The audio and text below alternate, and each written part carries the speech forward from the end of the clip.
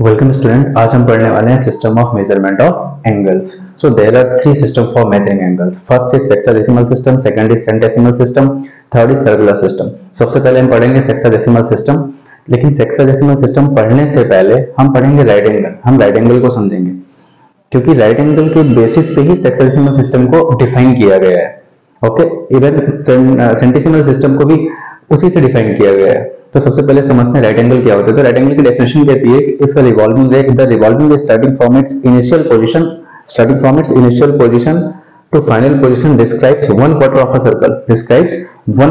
circle, then we see that measure of angle formed is a right angle। कहने का मतलब ये है कि ये एक रिवॉल्विंग रे है, सपोज दैट OA, ये रोटेट होता है और अपने फाइनल पोजीशन पे जाता है और ये सर्कल का एक क्वार्टर फॉर्म करता है, ठीक है, डिस्क्राइब करता है। तो जो यहाँ पे मेजर ऑफ एंगल है, मेजर ऑफ एंगल है, ये राइट एंगल कहलाता है। तो हम कहेंगे कि ये राइट एंगल है। ओके, राइट एंगल हमने समझ लिया है। अब हम समझने वाले हैं सेक्साडेसिमल सिस्टम। ओके, आइए समझते हैं।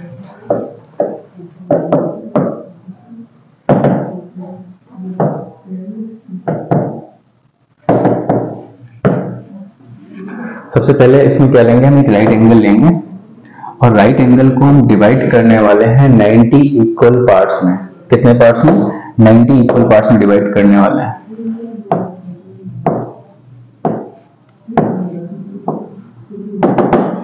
ठीक है, जिसको हम क्या बोलते हैं? डिग्रीज बोलते हैं। क्या बोलते हैं? डिग्रीज बोलते हैं। और ये सिंबल जो यूज किया जा रहा है, इसको हम बोलते हैं 1 डिग्री। क्या बोलते हैं? 1 डिग्री। ठीक है ना। राइट एंगल लिया, राइट एंगल को 90 इक्वल पार्ट्स में डिवाइड किया एंड ये सिंबल जो यूज किया जा रहा है 1 डिग्री बोलता है इसको। ठीक है, और 1 डिग्री को हम यहाँ पे भी डिफाइन कर सकते हैं कि actually 1/90th part of right angle है। ठीक है, कोई प्रॉब्लम इसमें? सेक्साडेसिमल सिस्टम में क्या गया, राइट एंगल लिया गया। राइट एंगल पहले ही समझ चुके हैं हम। राइट एंगल को 90 इक्वल पार्ट्स में डिवाइड किया गया, जिसको हम क्या बोलते हैं? डिग्रीज बोलते हैं। क्या बोलते हैं? डिग्रीज बोलता है। और फिर यहाँ पे 1 डिग्री, इस सिंबल को क्या, ये सिंबल जो लिखा गया इसको क्या बोलते हैं? 1 डिग्री बोलते हैं। और 1 degree equals to 1/90th part of right angle होता है। कोई कंफ्यूजन है इसमें? नहीं। आगे समझते हैं।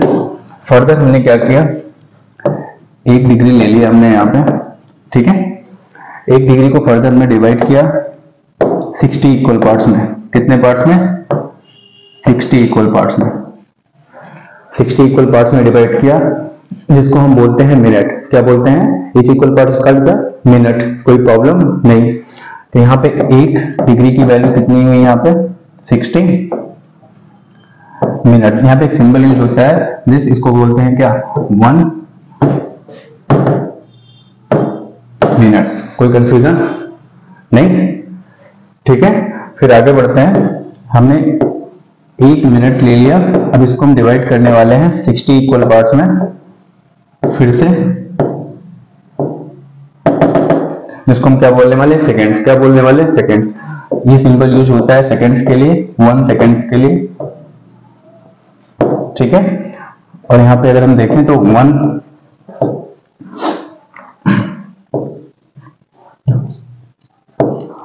Minute equals to 60 second.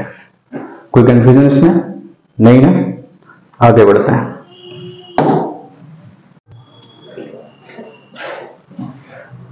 Okay, अभी हमने डिग्री को डिफाइन किया on the basis of right angle. अब हम डिग्री को 1 कंप्लीट रेवोल्यूशन के बेसिस पे भी डिफाइन कर सकते हैं। तो उसके लिए सबसे पहले समझते हैं कि 1 कंप्लीट रेवोल्यूशन क्या होता है। ठीक है,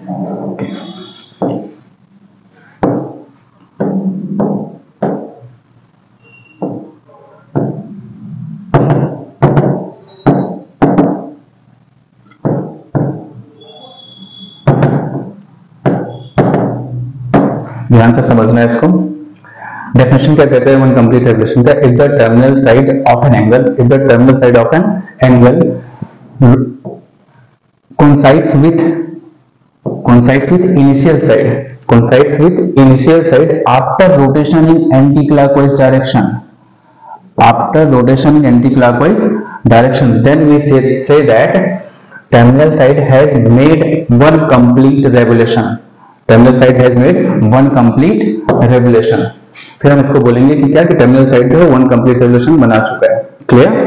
ठीक है। अब देखिए कि कैसे हम डिग्री को वन कंप्लीट रेवोल्यूशन के बेसिस पे डिफाइन कर सकते हैं।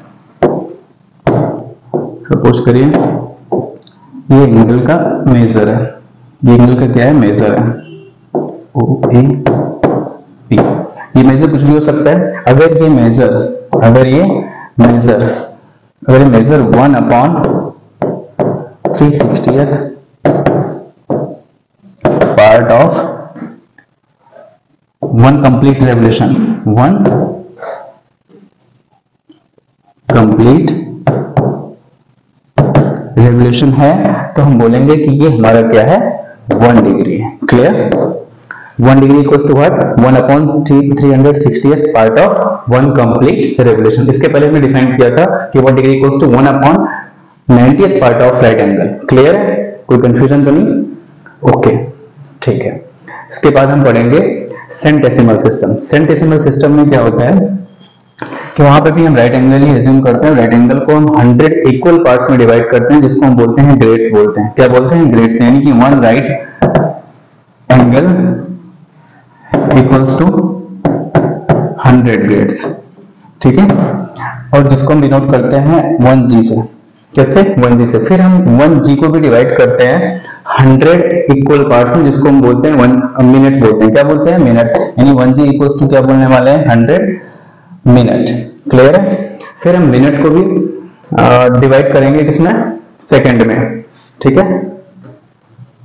1 मिनट इक्वल्स टू 100 सेकंड। कोई कंफ्यूजन नहीं?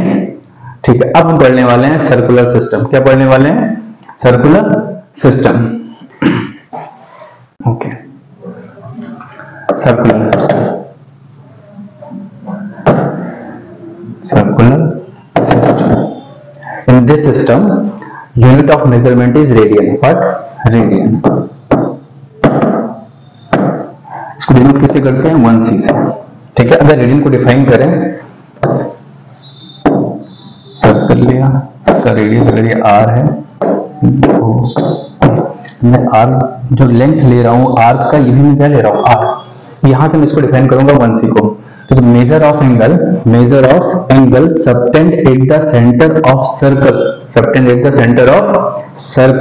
Bye an arc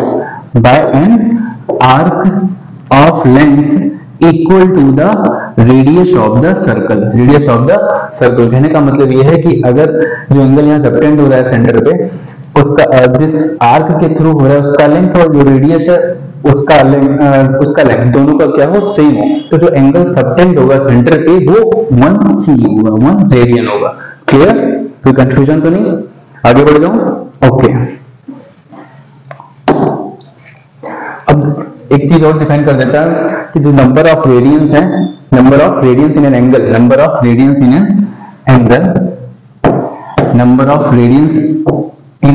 angle subtended at the centre of circle is equal to the arc upon radius,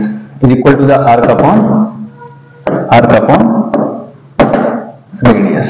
okay, बस क्लियर है ना? इतनी सारी बातें आपको समझनी है, उसके बाद फिर आगे हम बढ़ेंगे चैप्टर में। ठीक है? Thank you.